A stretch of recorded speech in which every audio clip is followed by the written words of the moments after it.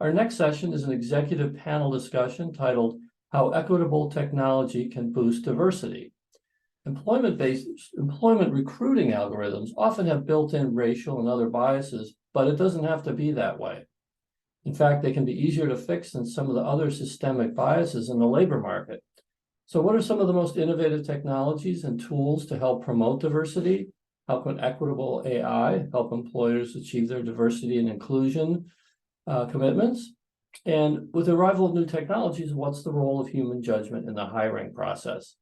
Moderating this session will be Emily McCrary Ruiz Esparza, a From Day One contributing editor and freelance journalist who covers the future of work, HR, recruiting, DEI, and women's experiences in the workplace.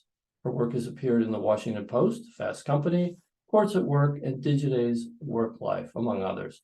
Emily, over to you. Thanks, Steve. Very happy to be here. Very happy to see all of you, some of whom I've had the privilege of talking to before on panels like this. So good to see all of you again. Before we get into questions, I'd like for everyone to very briefly introduce yourself, tell us who you are and where you work. And then in addition, answer this question. In a sentence or two, what is one problem related to hiring, interviewing, sourcing, recruiting? What is one problem that tech may be more suited to solve than a human being is? Maybe it's a new tool, maybe it's a way of uncovering a pattern, that kind of thing. So introduction and then answer my my opening question. We'll start with Rebecca, who's at the top of my screen. Hey everyone, excited to be here today. So Rebecca Warren, I run a team at Eightfold for customer success. Been here about 3 years and former practitioner in the TA space, leading large teams in restaurant and retail organizations.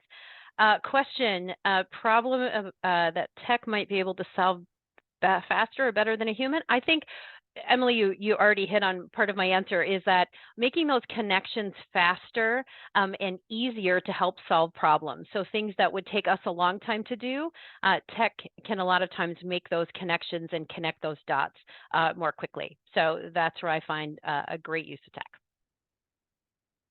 Thanks, Rebecca. Stacy.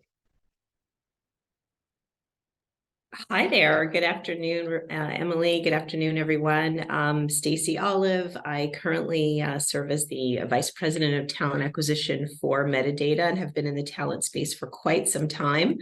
I've had the luxury of implementing lots of different plans to increase a diverse and inclusive organization. And, I think to answer your question, Emily, that you posed to everyone, I want to think about the technology and the way it can help us really, where the technology has been good now, it's to help us streamline the interview process. Because so anything where it gets at evening or leveling the playing field is going to be helpful. Sometimes that's having the luxury of an applicant tracking system that has some things built in that allow you to customize a feedback form to really, make sure that hires can't take place unless you have a diverse candidate slate, let's say. So it's if the people are using the tools to remove bias and to level the playing field, that's where they can help. Least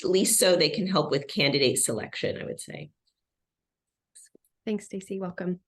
Nicholas. Hello, and thank you. I'm Vice President of Talent Acquisition at a company called Equinix, which is the leader in data center industry globally. And then I think to answer your question, I would imagine that AI will create equitable practices and outcomes throughout hiring, succession planning, promotion. I would say end to end, it'll create far more equity in all practices, everything from the tactical things of matching to job descriptions, all the way through evaluating your interview teams, to evaluating the pipelines, and all of the sort of internal practices therein. Thanks, Nicholas. Josh. Thanks so much, Emily, and thanks everyone. My name is Josh Brenner. I am the CEO of Hired. If you aren't familiar with Hired, we are a hiring marketplace, and we think of ourselves as the best way to connect a diverse group of tech and sales talent with companies of startup size all the way up to multinational Fortune 500s. We have the privilege of getting to see how a lot of hires are getting made. We've made it around 25,000 hires through the platform. So it's really encouraging to see how people are leveraging technology platforms like Hired and like others to create a diverse team. I would say some of the, I know we're going to talk a lot about this probably today, but AI is top of mind for everyone. And I think there's a lot of really interesting use cases for how AI is being implemented across the recruiting ecosystem, from sourcing to interviewing and interview intelligence and things like that are really, to Stacy's point, leveling the playing field, which is really exciting. And that's I'm with her on that being a key thing. Great. Welcome to all of you. Several of you brought up artificial intelligence. So let's start there. That's a very buzzy term right now. I see it applied to anything and everything. I'm not a tech person at all. However, I am suspicious of everything calling itself AI. I would assume sometimes it's just really good data analytics that are giving us, that are finding new patterns or new ways to think about things. So Rebecca, I'll start with you with this question. What is the difference between real artificial intelligence and really good data analytics, or just using your numbers wisely, making data-informed decisions? Yeah, love the question.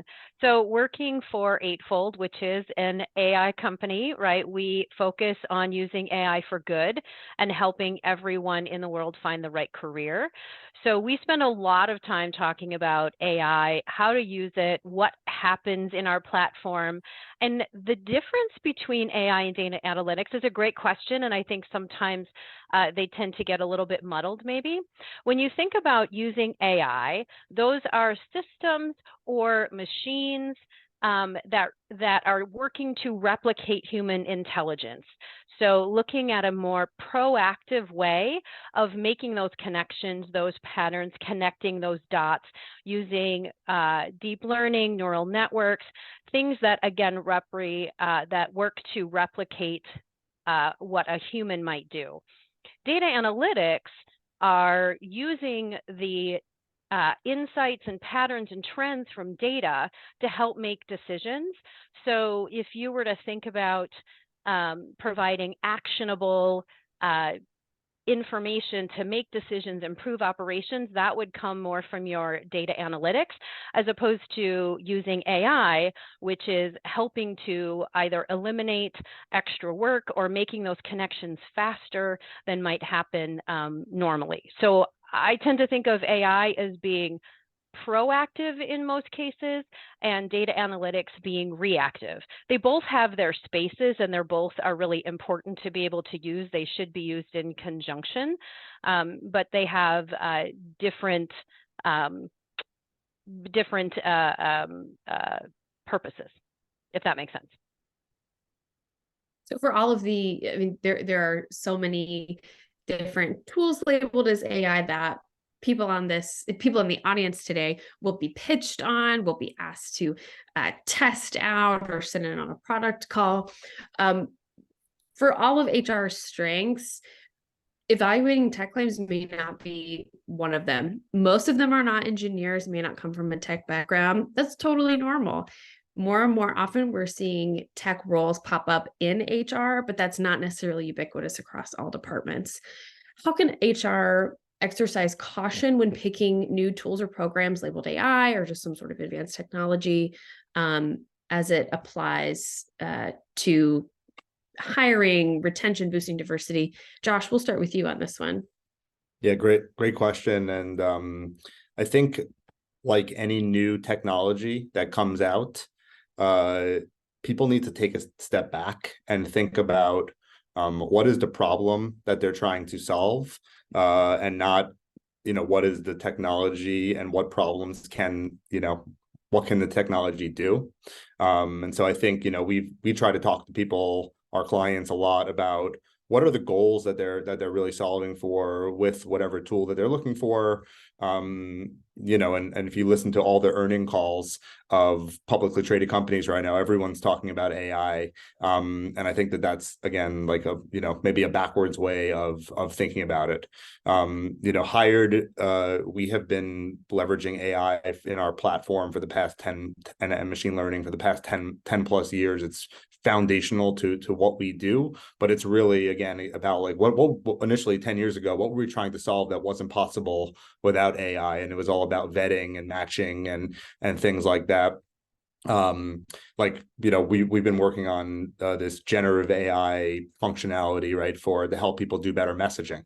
But it's something we've kept really close to, and to a beta function right now, because for us it's really important to get it right versus getting it out there to have to be able to have a press release about it. And I think that's what we're seeing a lot of right now, are companies coming out with things that may be a little bit early, and especially when you're talking to people and you're trying to, recruiting is a relationship business, right? And you're at the end of the day trying to find the right person for your company. And so I think it's just really important to be really cognizant and careful about the tools that you are selecting, especially when it comes to AI.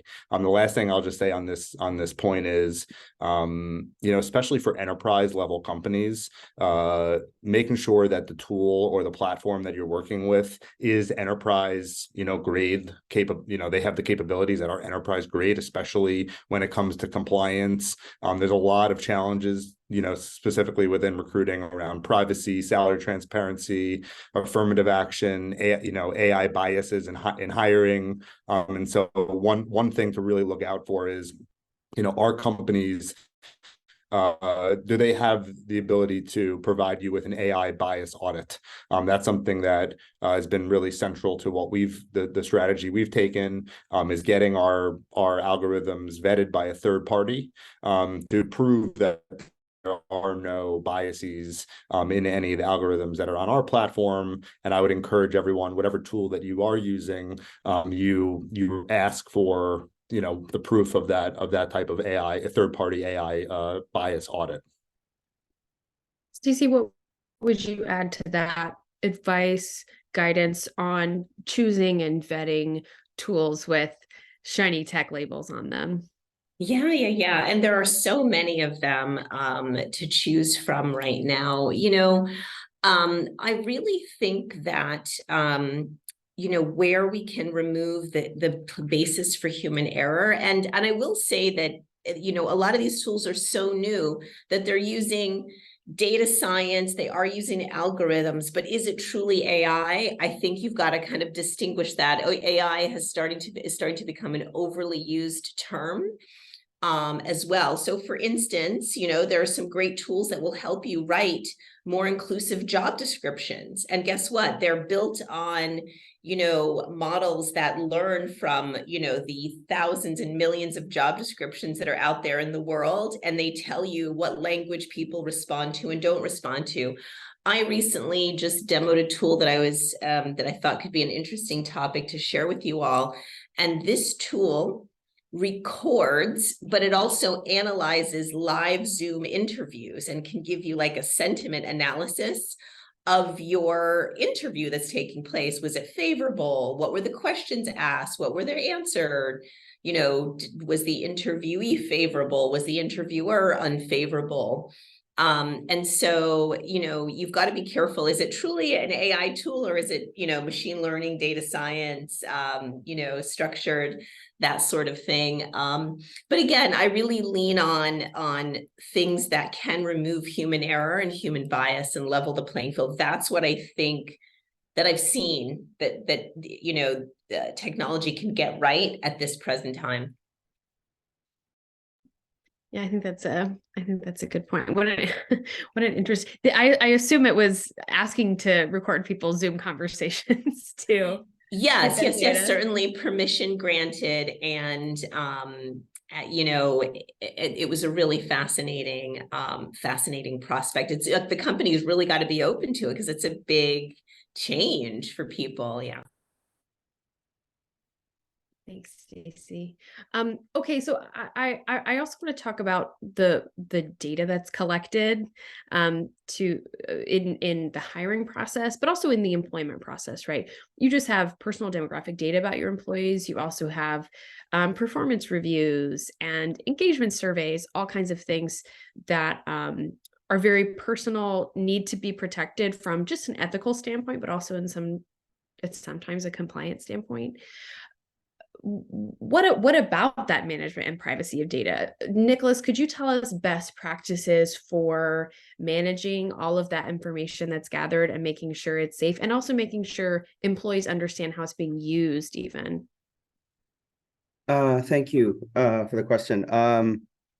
Well, all companies have different mechanisms. So what we've done here is sort of outlined sort of what is core in terms from a principal perspective, developed a governance board across our CISO, so security, legal, the IT organization, as well as our essentially our HR analytics organization.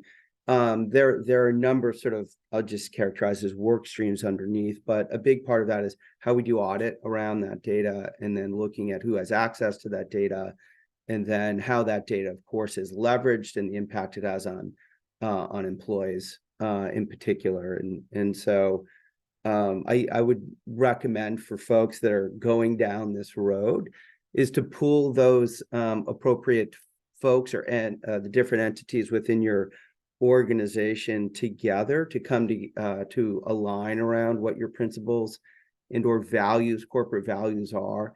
Really have a plan around how you want to govern data, and then we meet fairly frequently, and at different times. It'll be several times a month, but usually it's at least monthly to address a number of different things that are happening.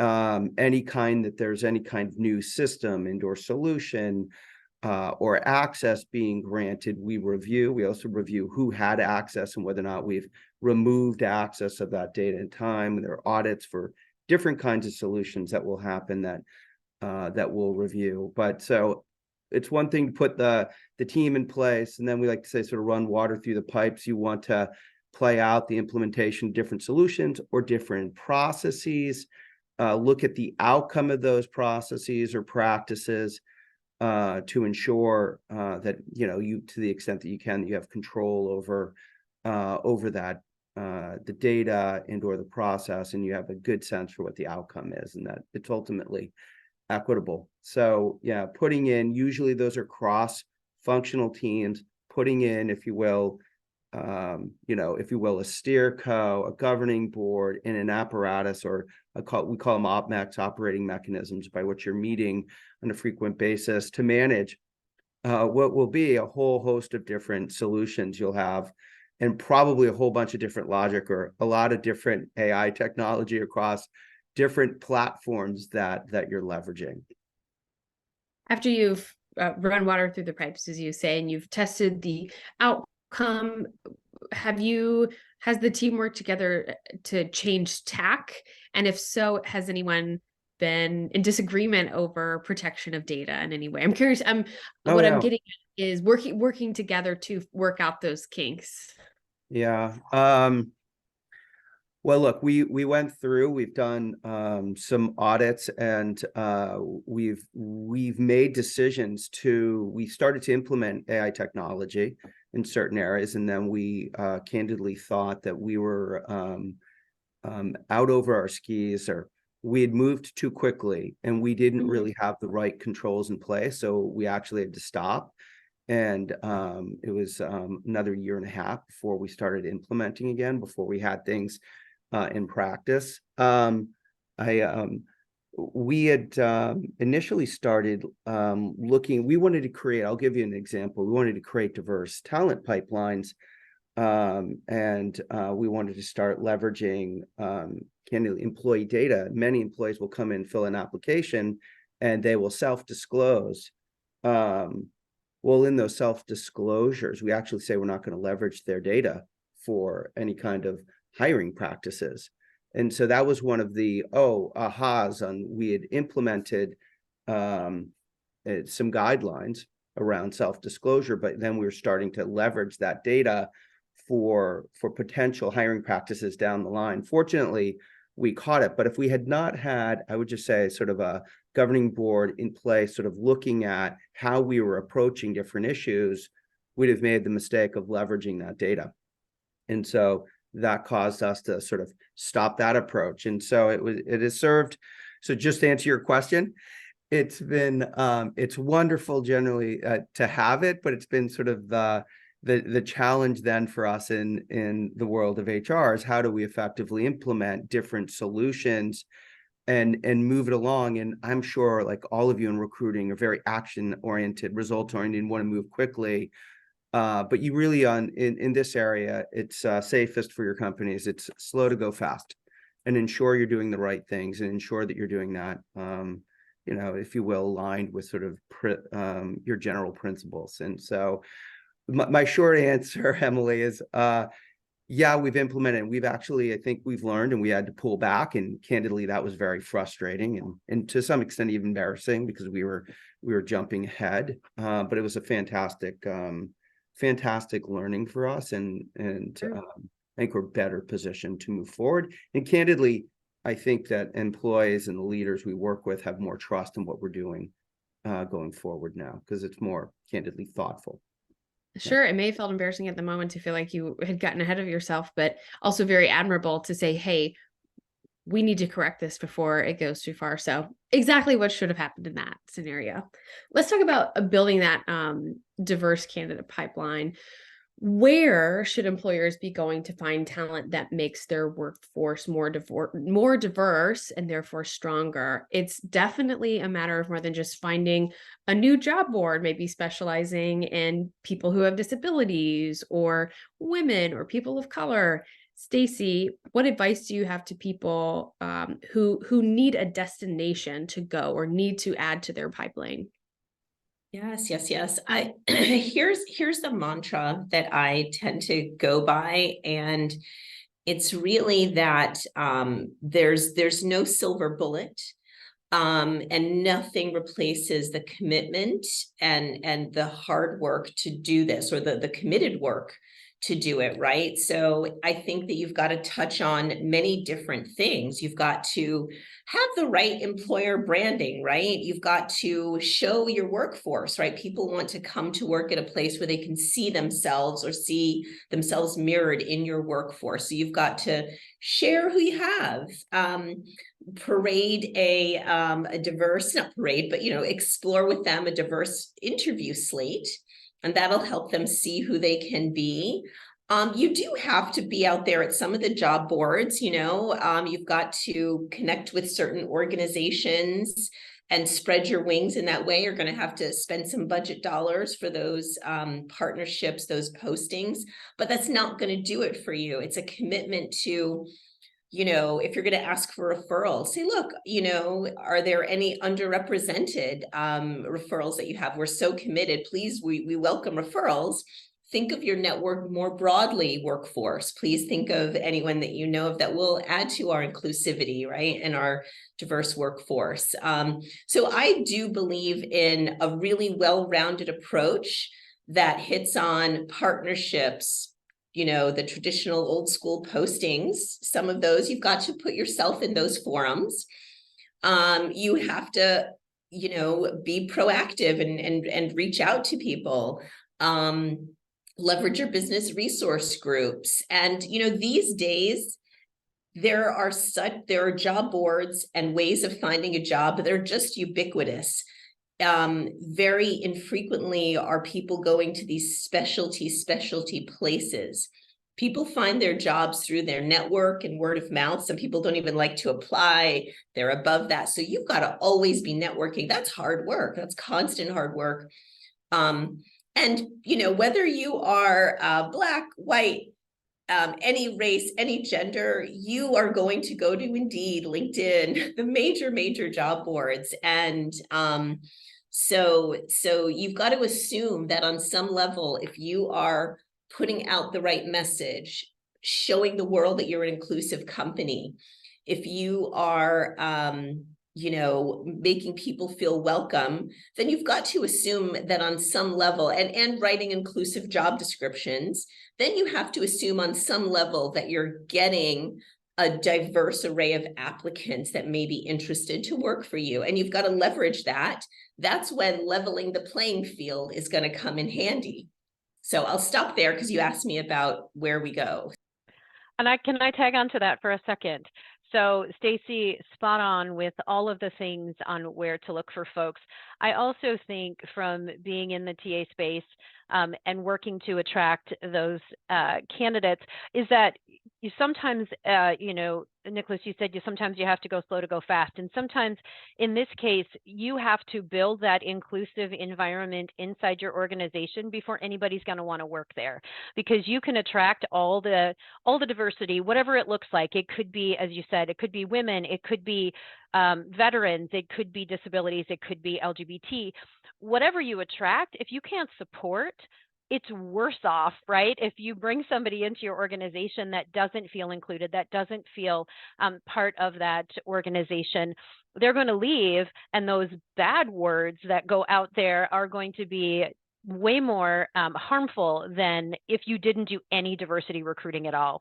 So having it, Stacy, as you talked about, like in your employee value proposition, what are they going to learn before they even get a chance to talk to anyone? What are they going to see on your website? Where are they going to go to find out more information? Having that inclusivity as part of your organization, being able to showcase that, makes then that attraction much less painful, because folks are seeing you not just talk the talk, but also walk the walk.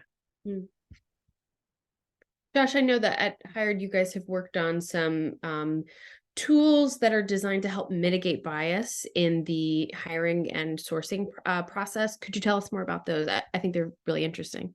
Yeah, absolutely. So there's a couple of things that stand out in terms of reducing bias in the hiring process that we've worked on. The first one that I would mention is we have what we call salary bias alerts. So gender pay parity is something that is really important to us as a company and a lot of our clients. And there are a lot of unconscious biases, of course, everyone knows in the hiring process. One of those actually comes when it comes to making salary offers or sharing details of essentially salary bands, salary ranges, etc. And so one of the features that we have is we require all companies and all candidates as part of our value of transparency on the platform to share what the salary is for that role and what the candidates are looking for before they connect. And so we again have the ability to take a look at what people are telling each other in that regard. And so we actually alert companies upfront if they are sharing for the same role, someone with the same experience level, and maybe a underrepresented candidate. We will alert them that the salary that they are sharing with this candidate that has the same experience levels is different than someone that they actually offered to someone else. That's one unique piece of data. The other thing that we really focus a lot with our clients on. I think it was a lot to Nicholas's point, is a lot of platforms leverage AI or they do data analysis to make assumptions of what people's ethnicity, gender, race is, and we try to actually encourage companies to not lean on those type of products, because there's a real gray area that comes in there when you're selecting a diverse slate of candidates that has actually been built using AI and not actually having first party data from that candidate directly. And so we've seen a lot of situations where companies are actually guidingly actually adding or trying to put people on a diverse slate that may not be diverse, or vice versa. And there's a lot of other tools, but I would say those two things are probably the most standout things that I would mention. Nicholas, at what point do you find that different groups of underrepresented people might follow the interviewing process? I'm sure that's going to be different for everyone, depending on their identity and where those identities intersect.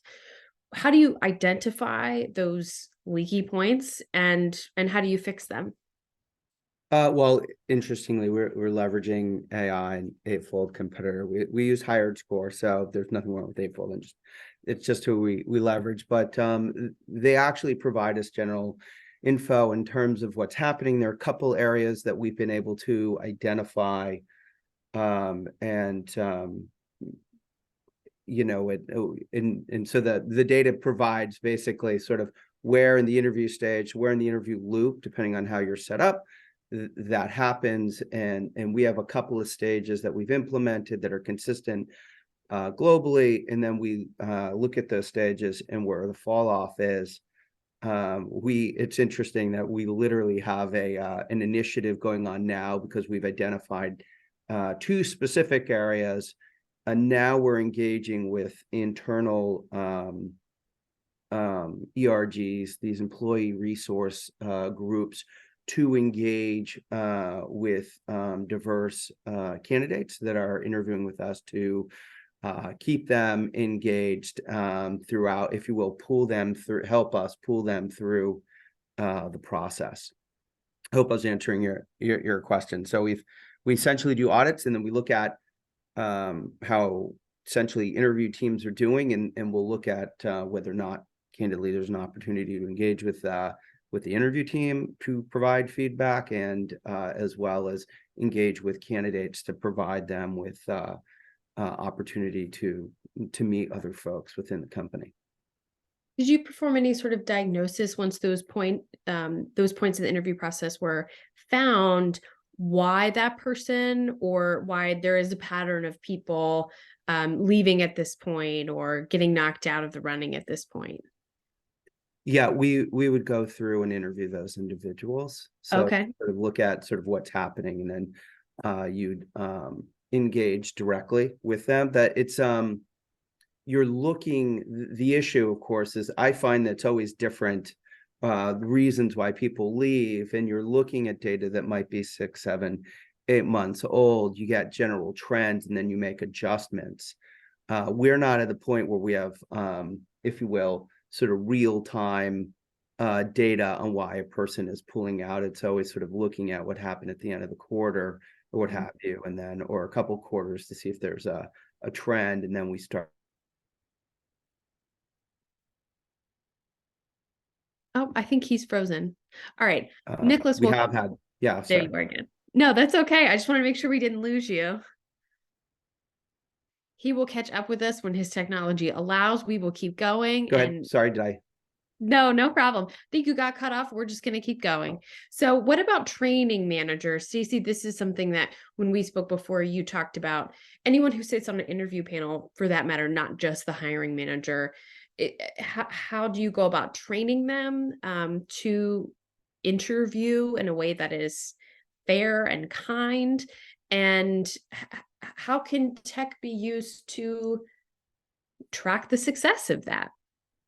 Yeah. Well, let's face it. I mean, nobody, unless you take interview training, nobody really kind of, goes to school for it or takes a class on it, just as they don't with resume writing and a lot of the things that the folks on this panel do here every day. There's not always like a guidebook for it, but luckily there are available now. And, I've run and I'm running now for metadata interview training, and really the focus of it is to put in place a structured interview process and ensure that we're hiring fairly. You've got to be careful depending on the tolerance of your organization, right? Because there are a couple mindsets that you always have to deal with. If your organization is hyper focused on speed and we've got to hire yesterday, I think we all know that speed to hire is not the friend of becoming more diverse and inclusive always. That those two are they don't go together all the time, right? Because we just spoke about that it can take time to get where you want to be. But really, highlighting and making sure everybody knows we all come to the table with biases. Oh, when I look at the resume, I like when someone was a collegiate athlete. I like when someone went to this school. I like when someone, worked during their study abroad, whatever it is. Everyone holds some type of bias, and recognizing that it's okay, we've all got it, but here's how you work against it. Here's how you set yourself up from the beginning to go through it and really focus on hiring for the skills that are needed for the job. That's what you really have to, I think that's what's going to get across to people, and showing them that it doesn't have to be burdensome. It doesn't have to take a ton of time. Because honestly, we're dealing with business people, right? They have sales goals to meet. They have products to get out the door. They want to be good at interviewing, but they don't want to, when they're ready to think about it, they want to think about it. When they're not ready to think about it, they've got dozens of other things to think about. So I find also that it helps to make sure they know that we can get this done. It's going to be easy. And here are the steps, and train them, give them the confidence. And that's been a path to success that I find. But you've got to focus on, removing some bias, focusing on the skills, and helping them know how to drive to a hiring decision. Because at the end of the day, the recruiting team, we don't decide who gets hired. It's their folks. So you have to drive everything you're doing up to even the moment of making the decision of who gets the job too. I want to make sure we get to this question before we close out.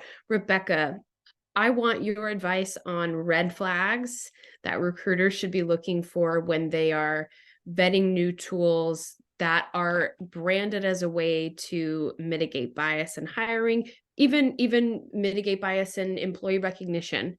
If something's got that label, what are red flags that employers need to be looking out for? Yeah, that's a great question. And I think there's so much tech out there. Everyone here has talked about there are lots of options out there. You have to find the right one for your organization. I think some things to look out for. Josh, you had mentioned, and this is used almost the exact same words that I would use, is you have to understand what you're trying to solve for. So if you're just going to buy tech just to have some flashy new tool, you're probably going to be disappointed. So those red flags are somebody trying to sell you something that actually isn't going to solve a problem that you have. It might just create more problems. So looking to really understand, what are you trying to solve for? And taking that one step further, what does success look like if you use this particular platform or tool or process? What are you going to be able to take to your senior leadership to say, this is why we're winning, because we were able to do X, Y, Z through this particular piece of tech? So I think knowing your outcome, understanding what success looks like. A couple other pieces that are pretty tactical, but I think are really important, is if your vendor can't explain how the platform or the process works, that's a red flag, right? You need to make sure that the person that is telling you what you need to buy actually understands how it works. That's something that's really important to us at Eightfold, is that we have explainable AI. And if somebody really wants to dig into the nitty-gritty, we can take it down 7 levels and show you how it works. So sometimes there's vaporware out there like, we have this, but they actually don't have it, or it doesn't explain out well. So you have to be able to make sure that it's explainable by the vendor. And I think something else to think about is if it's too complicated to operate. I had a bit of a disaster in an implementation that I did in the past where it all sounded amazing. We have this really robust reporting and all of these great things. But you know what? I almost had to have an internal team to be able to get into the reporting, to understand how to pull information out. If it's too complicated, it's not going to work. And unless you're an organization that has an entire team that's going to sit behind this platform and actually run it, you need to make sure that it's going to be easy to operate, easy for folks to get into, especially if you're trying to pull in hiring managers or you're trying to do remote hiring in other locations where folks who this is not in their wheelhouse. This is one piece. As you said, Stacy, this is one thing they're going to do. They might do it one time. Maybe they do it once a quarter. You have to make sure that whatever technology you're putting into place is actually usable by the people that you want to use it. I could go on, but I'm going to stop there because I know we're almost out of time. No, this has been wonderful. Actually, we have another minute if you want to add your last point. Well, I think the last thing I would say is if you're not sure, even if you're a small organization, it's absolutely worth the money to bring in a consultant to give you an independent view of if that technology is going to solve your problems. Even if it's just a 5 or 10 hours or 1 week, bring in an expert to make sure that you're not causing more harm than good. Because even if you say, oh, it's such a great deal, but down the road it's going to cause more problems, make sure that you're vetting it, look at reviews online, bring in the experts to help make sure that you're connecting the right dots at the right time. Well, thank you, Rebecca. Thank you to all of you, Stacy, Rebecca, Josh, and Nicholas. I really appreciate this.